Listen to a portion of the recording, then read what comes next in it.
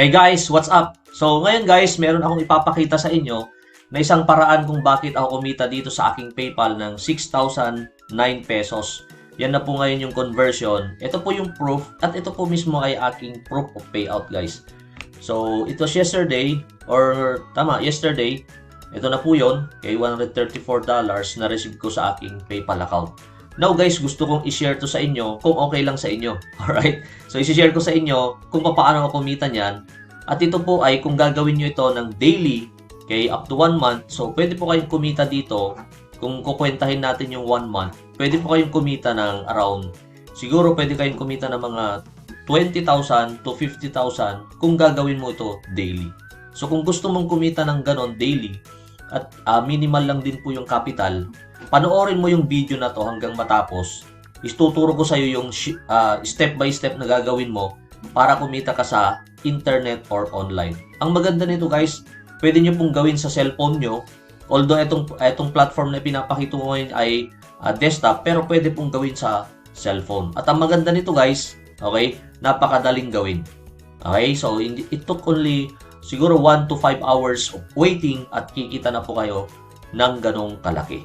Okay, so ipapakita ko sa inyo yung ginawa ko. Okay, sundan nyo lang guys. At huwag kayong mag-i-skip kasi karamihan na nag-i-skip, instead na kumita, ang nangyayari, nagkakaroon pa sila ng loss kasi hindi nila tinapos yung video.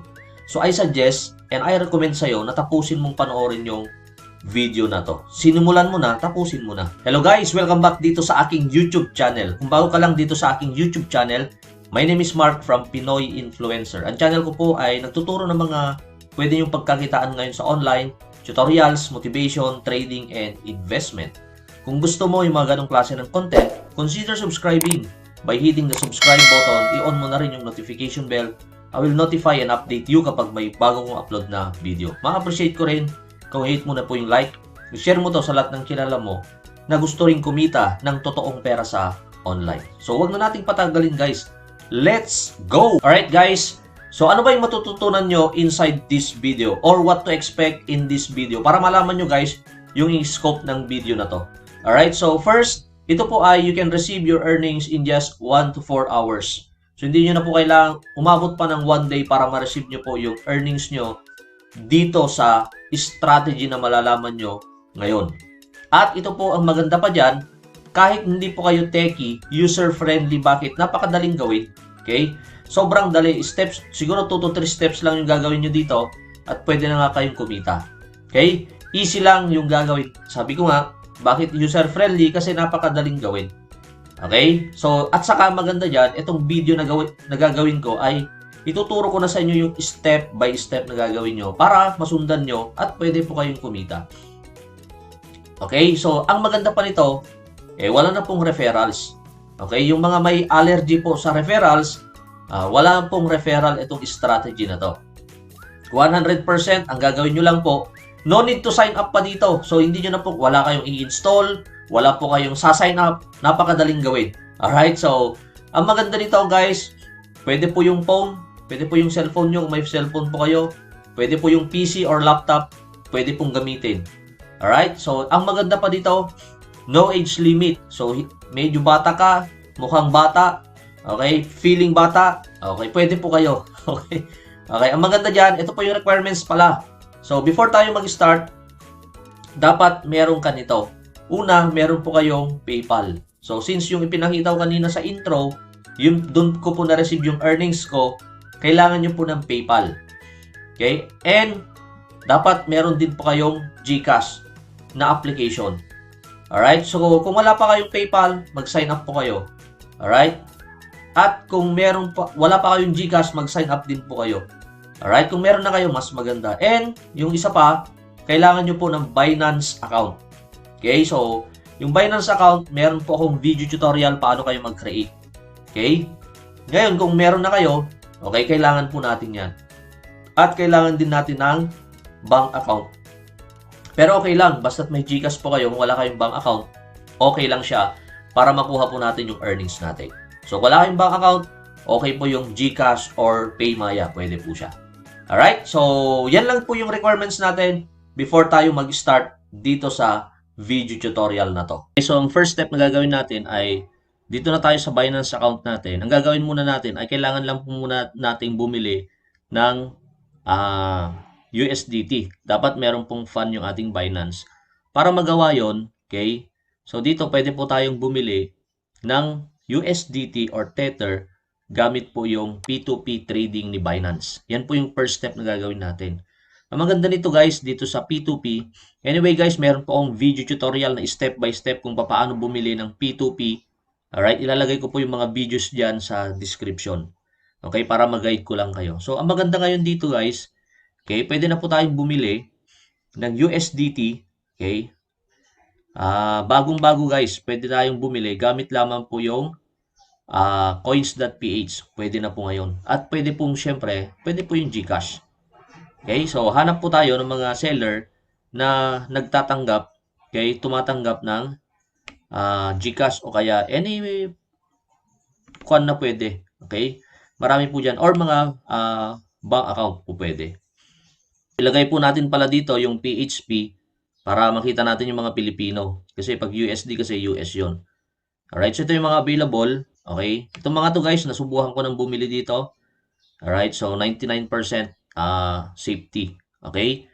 So, ito po yung pambabayad nyo, ito po yung mare-receive nyo kung ilan yung USDT. Maganda rito guys, bank transfer, pwede po tayo dyan.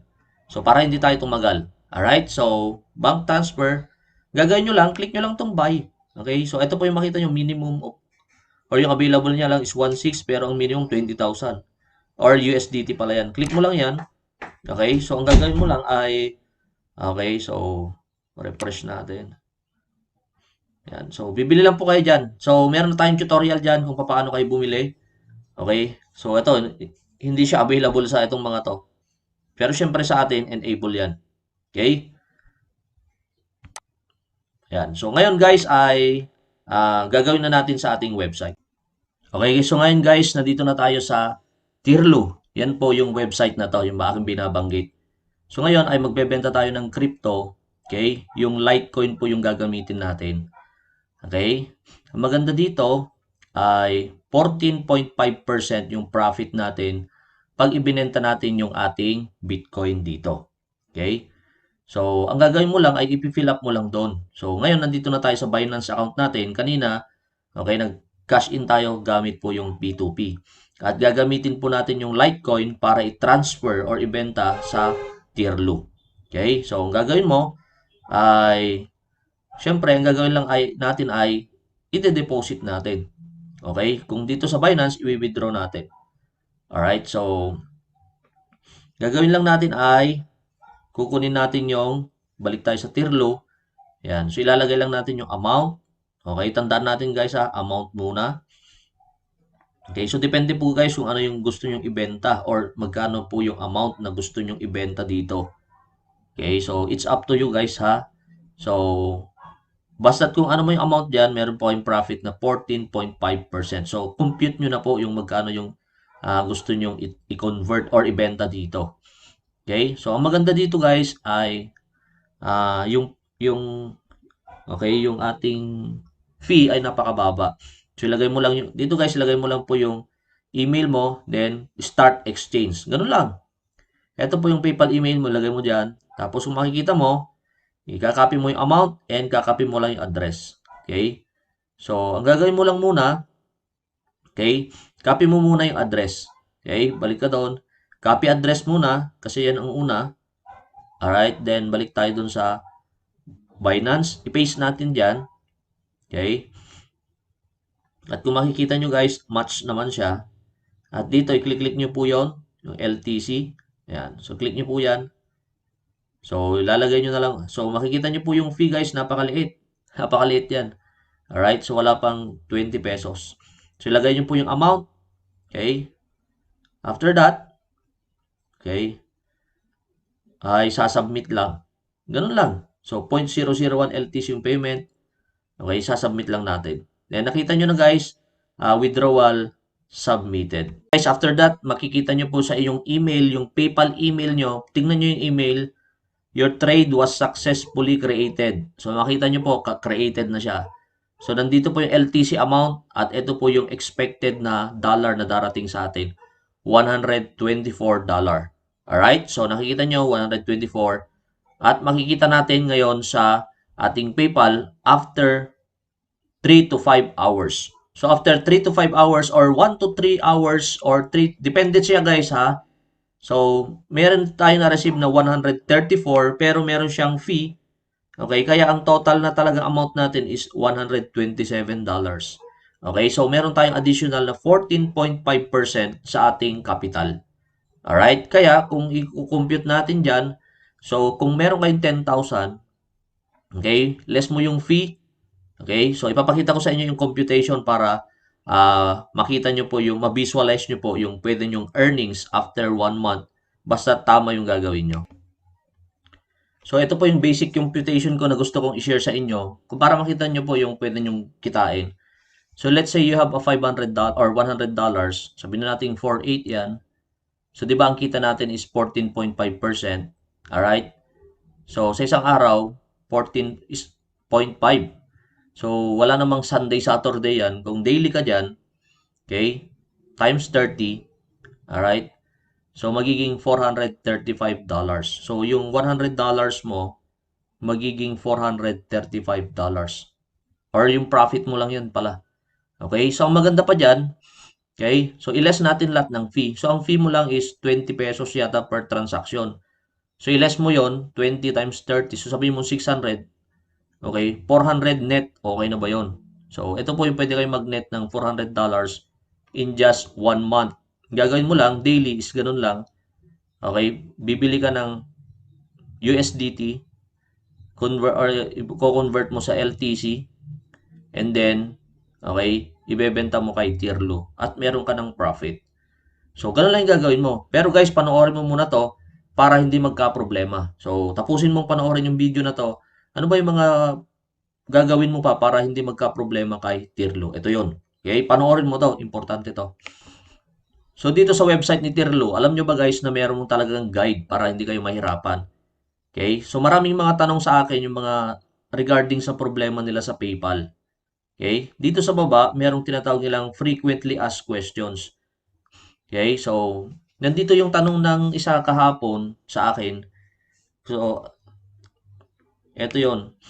Can PayPal limit my account? Siyempre, control ni PayPal yan. Okay? So, what about kung halimbawa, na hold na, anong gagawin? Okay? So, nandito yon guys.